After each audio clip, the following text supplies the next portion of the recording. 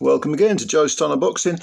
Saturday was International Women's Day, and on the Friday, rather apt, they had the Royal Albert Hall card, Ben Shalom's boxer promotion for Sky, and there was some real talent on display.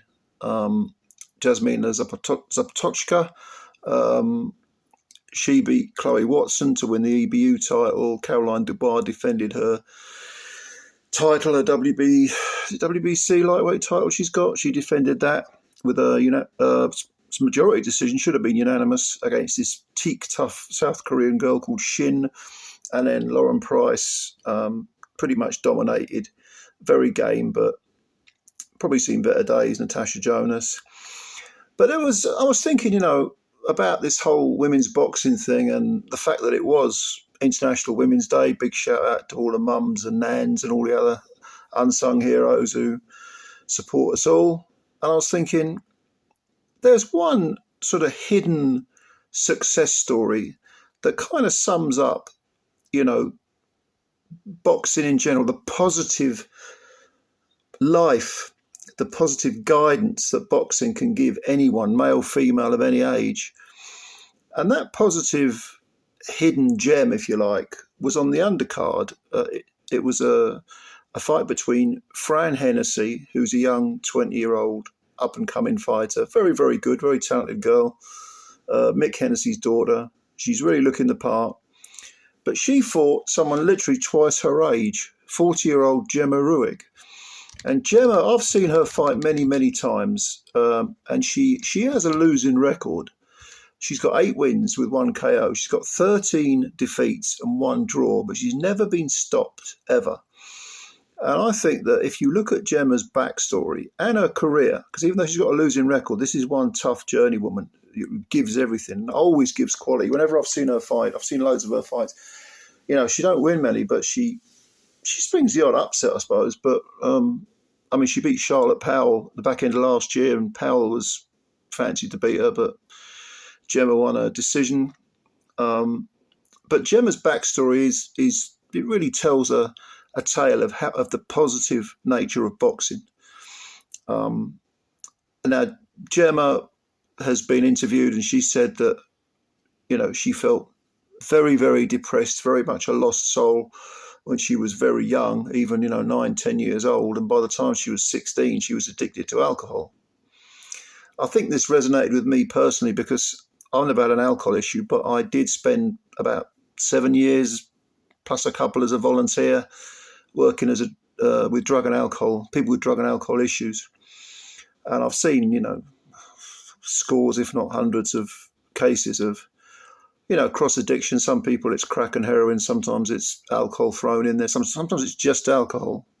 And there is a sort of perceived hierarchy, like the people who snort cocaine will stare down their noses at the people who smoke crack, even though crack is essentially cocaine. And, the drinkers would say, oh, well, I'd never touch illicit drugs because alcohol, even though it's one of the worst drugs, if not the worst drug, it would certainly be a class A if it was illegal. Well, that's legal, therefore that's somehow legitimized. Well, addiction's addiction. And trust me, alcohol addiction is the worst.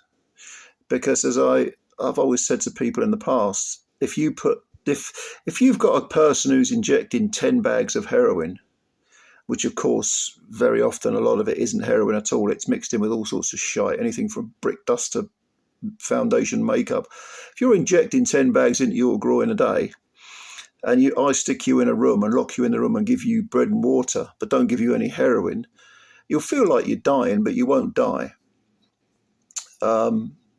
You'll feel like absolute trash, like you're going through hell, but you won't die. If you're addicted to alcohol, and I put you in that room and just give you bread and water, you may have seizures, you may die. Alcohol is that bad, even though it's legal. And it's one of the hardest ones to give up because it is legal. You go to a supermarket, all you've got to do is walk down the alcohol aisle and there you go. You just pick it up and buy it. There's no sort of, shadowy meetings with unscrupulous people at the dead of night or anything like that. But Gemma Ruegg turned her life around. Big respect to her. She's 40 years old now. She's still fighting. Like I say, she fought Francesca Hennessy on Friday. Lost over 8 rounds.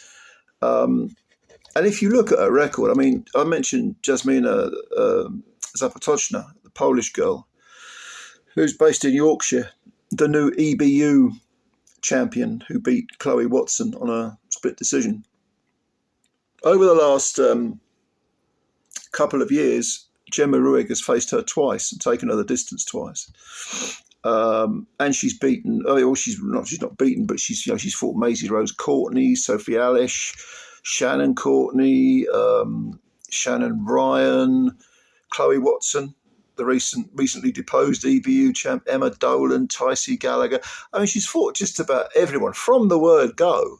I mean, I think Tycee Gallagher was her second fight or something like that, and Emma Dolan was her third, and Chloe Watson, I think she faced her in her fourth fight. Inevitably, she was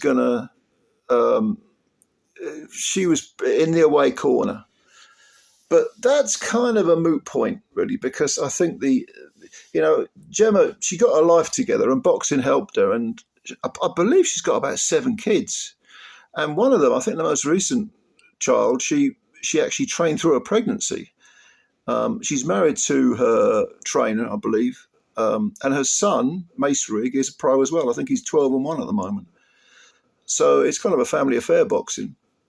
But Gemma will say, boxing, it's the old tale of how boxing sort of saves people.